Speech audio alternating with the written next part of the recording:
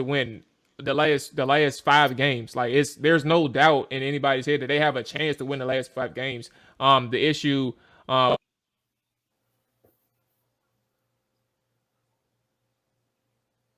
Yeah, went out on me.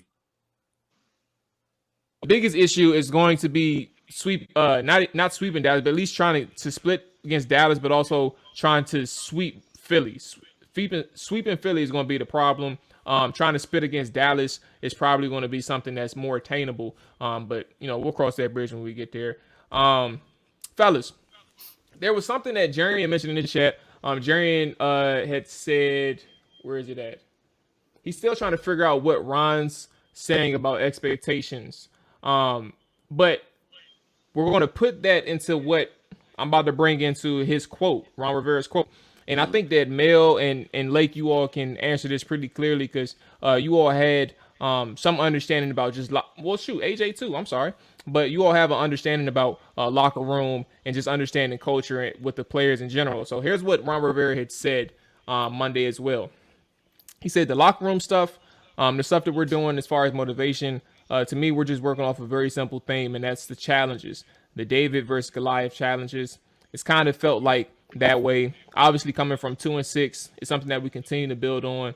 I know the guys appreciate it. They're excited about it because so many guys step up and play.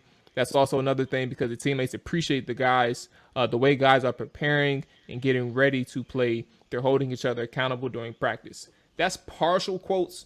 The man Ron, he can talk to you for like 17 minutes.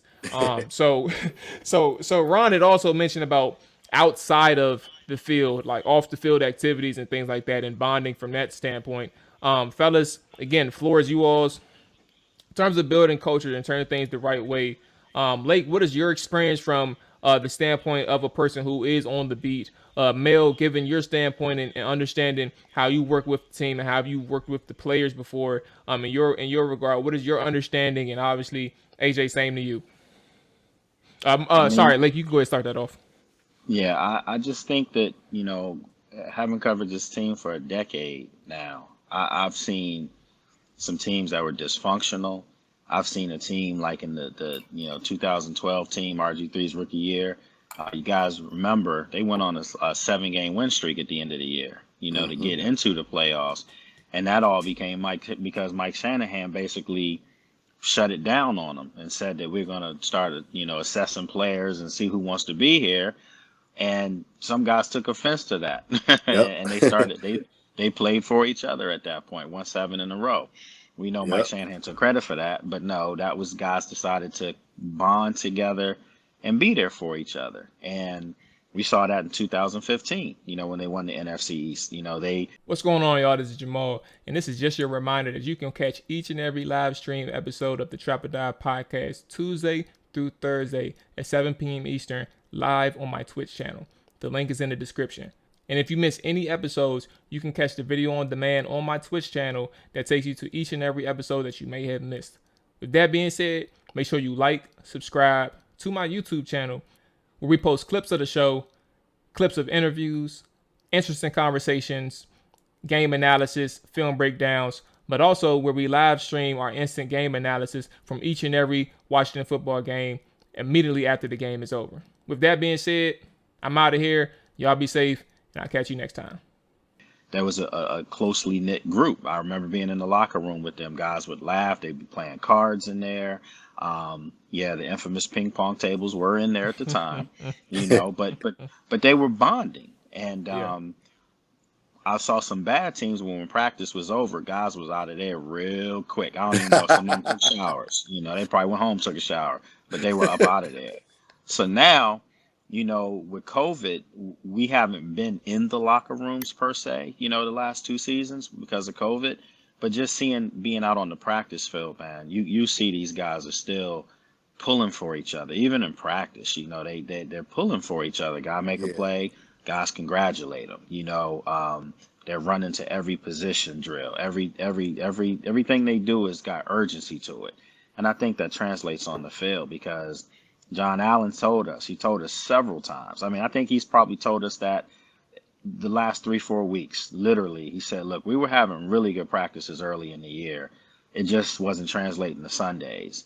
but now it's translating to Sundays, and it doesn't seem like it's going to slow down anytime soon. This isn't just four wins and they're done. No, Hmm. this is four wins and it's starting to build. The train's starting to speed up on the tracks now, Yes, sir. and anything on the tracks might get ran over. So I'm just saying that's culture, Including them man. Cowboys. Well, we hope so. We hope so. But that's culture, though. When you win, man, it becomes contagious. And Yeah. just like when you lose, that becomes contagious. But now they're winning, and I don't think they want to go back to where they were. So, I think that's a change in the culture and guys playing for each other. Oh, anybody could tackle this next. AJ, Yeah, I Mel, mean, even Dre. I'll chime in. Yeah, I mean, it's when you're winning, it's always good for the team aspect. You know, it's gonna make guys look like they're together more.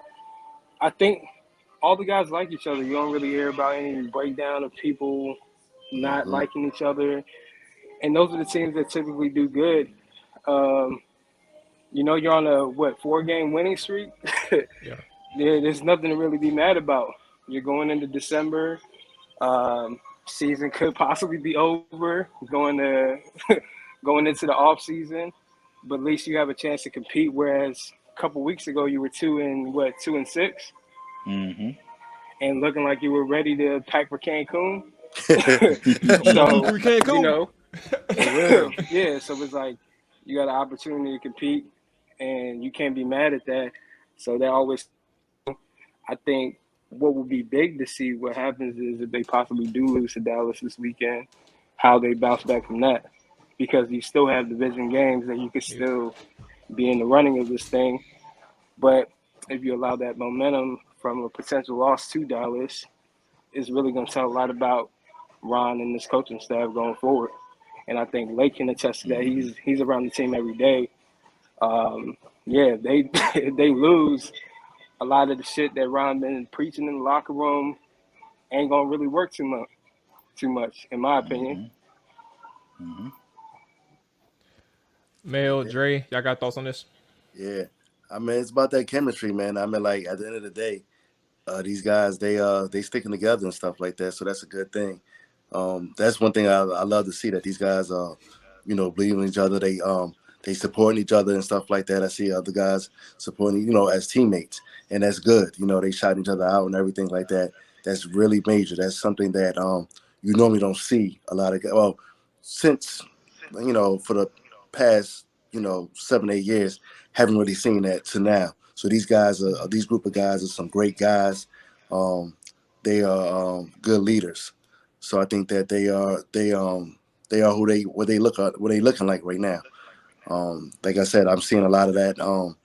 While they just basically like showing the guys a lot of love, and I like to see that. And the fans need to see that too, because they're like, oh, they're not just like so basically like it's one guy down or whatever like that.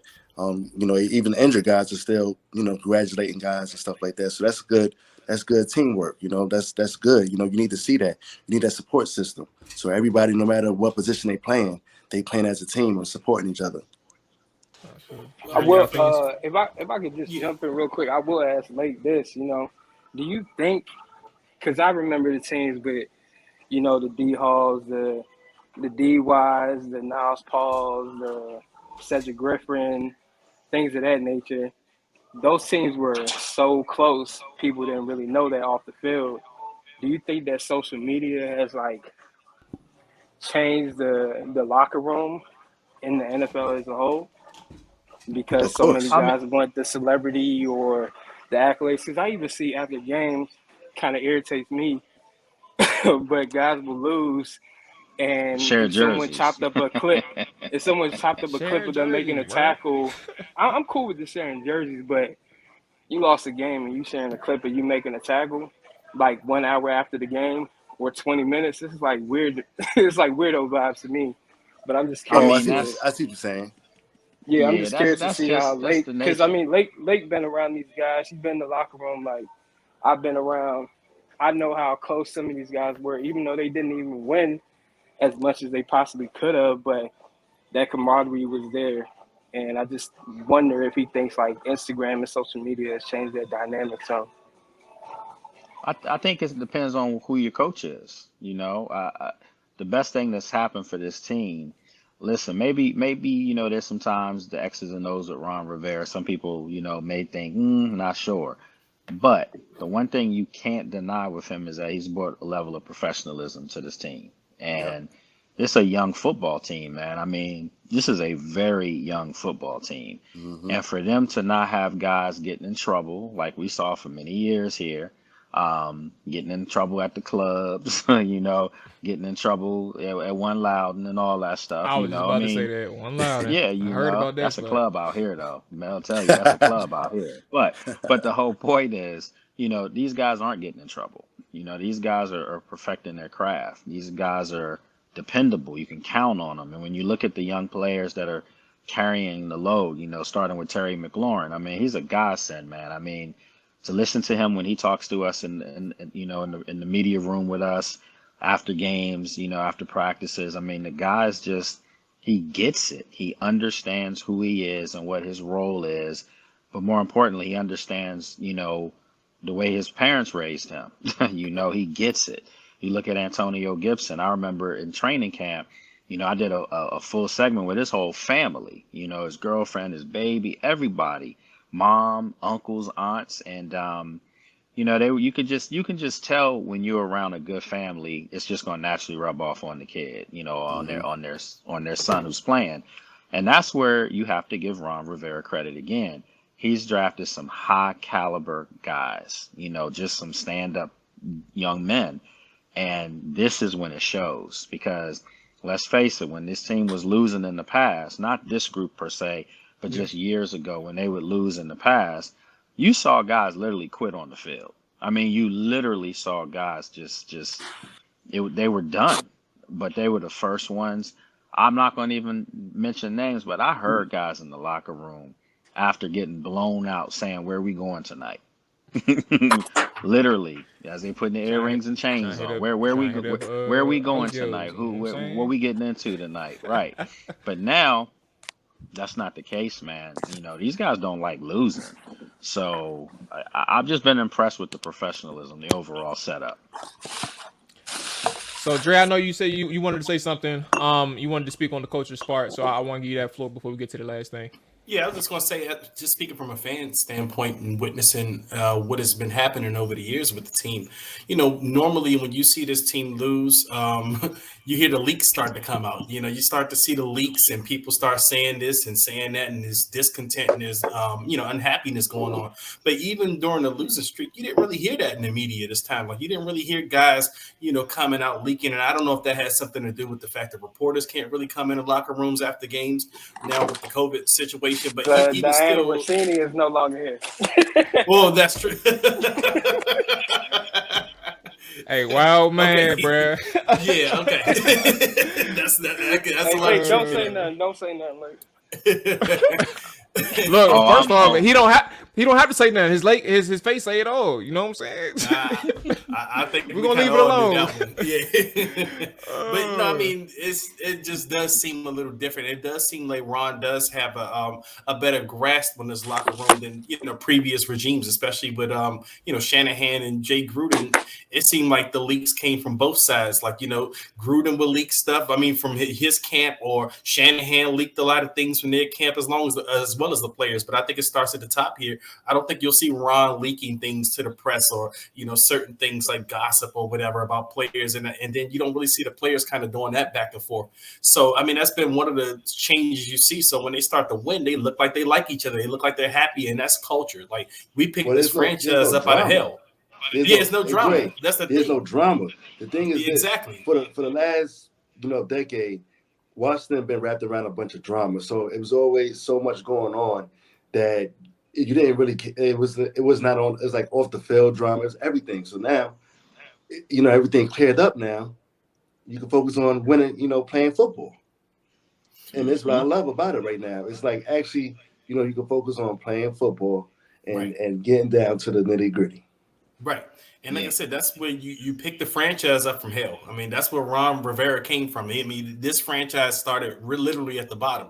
So everything they're doing now, they're building slowly. So a lot of fans would, be discontent, as the process would go on. But like I said, the last 2 years, I'm just noticing a big change. I noticed that this team is not down and out once they start losing a couple games early on. Like Ron is going to somehow get these guys to rally and fight for him. And that's culture in itself. So, I mean, I'm really liking what I'm seeing as far as that goes. Mm-hmm. Same here, Dre. I'm with you on that. It just takes time. It takes time. It's like it's not going to be overnight. Like you can't just go into an office and think that you're going to change your staff overnight. No matter what you do, whatever job description you got, you're not going to go in there and just think that everything is going to come together the way you want it to. It takes time to get everything organized. You got to learn, the players. You got to learn everything. Everything is a process. Right. So as you're doing that, the only thing that's different is that it's live. You got to go day by day with it. So like win or lose, you got to keep on going, and that's what Ron is doing. He just and they're cleaning everything up, and they're doing a good job. The organization is doing a good job of straightening things out right now. So I like where the direction everything is going. But I mean, let me be devil's advocate real quick. Yeah, I was about to do it, so I would much rather you do it. I'm still somewhat on the fence about Ron Rivera, but are we just saying this because the winning streak? What if the tables would turn the other way and it went on a 4-game losing streak? Are we still praising Ron and being patient? Are we still saying things take time, or are we focusing on possibly getting the hell up out of this coaching experience with Ron? Well, AJ, to your point, they were on a 4-game losing streak before they went on a 4-game winning streak, and fans were not praising Ron during that time. Fans were they were getting upset, they were getting impatient. I've seen some situations where people were asking, "Does he even make it another year?" I mean, so that's, I guess, to answer your question. But for us fans that have kind of seen this. This isn't new. We've seen it last year. Now we're seeing it again this year. So now you're kind of getting some consistency that they get better later in the year, which is what you want to see. But obviously, you do want to see them start strong. I mean, because you can be at a much better place than you are right now, whereas you're fighting for a wild card spot and hopefully getting to the division win. But if you start off strong, you're in pretty much where Dallas is at right now. But either way, the team 2 years in a row, they're getting better as the season goes on. So, I mean, that's something to be optimistic about, in my opinion. Whole hard in the trenches, ask a nigga what he benching, triple digits, nigga, don't forget to mention. Whole hard in the trenches, ask a nigga.